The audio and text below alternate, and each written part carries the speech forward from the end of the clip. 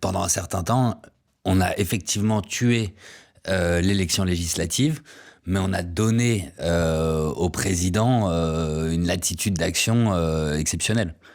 Alors, on a donné au président, en effet, une latitude qui était complètement exceptionnelle parce que on n'avait quasiment pas de contre-pouvoir. Ouais. C'est-à-dire que vous avez un pouvoir qui est un pouvoir quasiment absolu. Ouais. Le chef de l'État français, hors période de cohabitation, quand il détient une majorité, est le chef de l'État le plus puissant, mais largement, du monde occidental. Ouais, puisqu'il contrôle presque le gouvernement, le Parlement. C'est ça. Vous avez absolument aucun chef de l'État ou chef de gouvernement qui, en Europe, peut arriver et dire « on fait passer tel projet de loi ».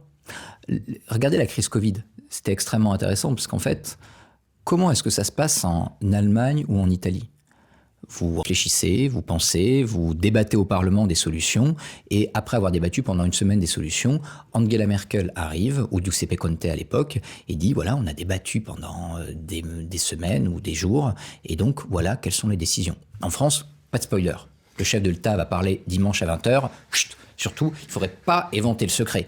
Et là, vous avez un Emmanuel Macron qui arrive devant les Français et qui annonce ça et ça.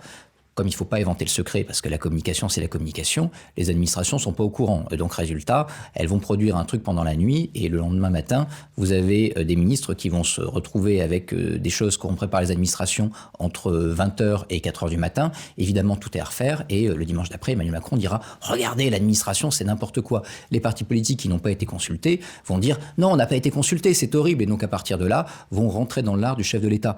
Et vous comprenez bien qu'en faisant ça, vous avez en effet un chef d'État tout-puissant, mais vous ne construisez pas le consensus.